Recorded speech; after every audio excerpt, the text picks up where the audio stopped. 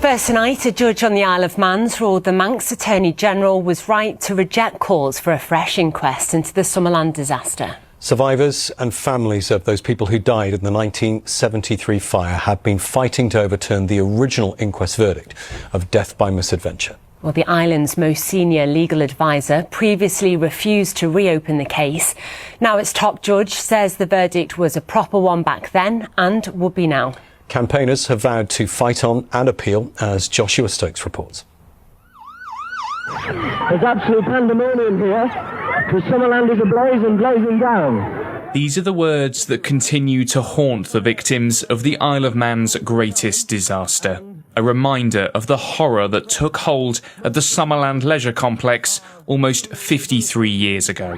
People are calling all over the place, looking round for children, and families are split up. 50 people died, and the original inquest returned a verdict of misadventure.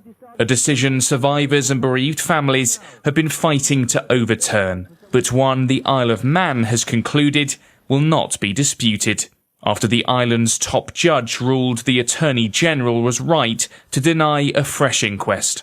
Of course, we're naturally disappointed by the decision. However, we have no hesitation in seeking permission to appeal. The 53rd anniversary of the Summerland fire is in 3 days' time. My resolve, and that of other bereaved families, is unwavering. Jackie Hallam was caught in the blaze at just 13 years old, losing her mum Lorna and best friend Jane. A trauma she's lived with throughout her life, describing the misadventure verdict as an insult. And we will continue to seek to follow the proper channels as we look to achieve our goal of a fresh inquest. Handing down the judgment, the First Deemster described the fire as an appalling tragedy, but ultimately concluded misadventure is, as he said, the proper verdict, saying there is no legal error in the Attorney-General's original decision. A bitter blow to the families who've dedicated everything to this cause, now exploring their next legal avenue. We're hoping that the appeal court will be persuaded to see some of the, in our view, shortcomings of today's judgment and errors in today's decision. The fight continues, but we're privileged to assist them in the course of that fight. While the island may have decided not to hold a fresh inquest, the scars of Summerland are ever present even today. And it's here at what remains of the site where many will gather this Sunday for the 53rd anniversary of the fire. A poignant moment to remember the victims of 1973 after what has been another difficult setback for the families, still determined to continue their fight for justice. Joshua Stokes, ITV News on the Isle of Man. Well, the Warrington South MP Sarah Hall's worked alongside Jackie and the other Summerland families to push for new inquest. She's here with us tonight. Thank you so much for coming in. There were people from Warrington who died in this, caught up in this, and people from across the northwest and beyond. You've done a lot to stand up for them. What's your reaction to what's happened today? Yeah, I mean, I like the campaigners themselves. It is deeply disappointing, and another bitter blow for a group of people who have been fighting for decades now for justice for their loved ones.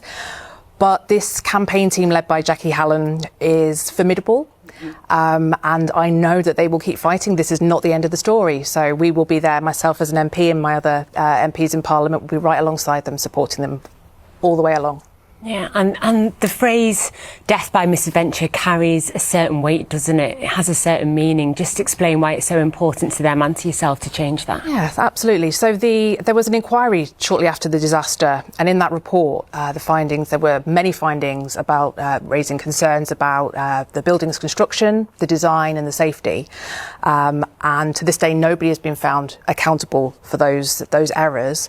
The actual inquest, the first inquest itself, the verdict was misadventure, and families feel that kind of places the blame elsewhere when these were families that were on holiday at a lovely new resort. They were excited for their holidays, and then this horrific event happens, and they want that transparency, they want that accountability, and they want that justice for the people that they lost all those years ago.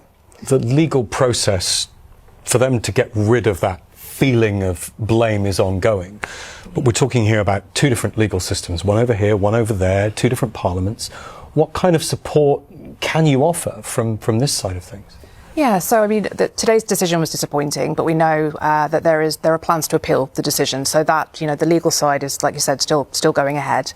From our side, I mean, we're not wanting to rock the boat too much there, but at the moment it's there's a lot of MPs, not just from the Northwest, representing other people that were affected by this tragedy, and we've all come together. We've met over the last 2 years to lend our support, to put pressure on the powers that be, to try and get political support and will on this side in this country. So that will continue.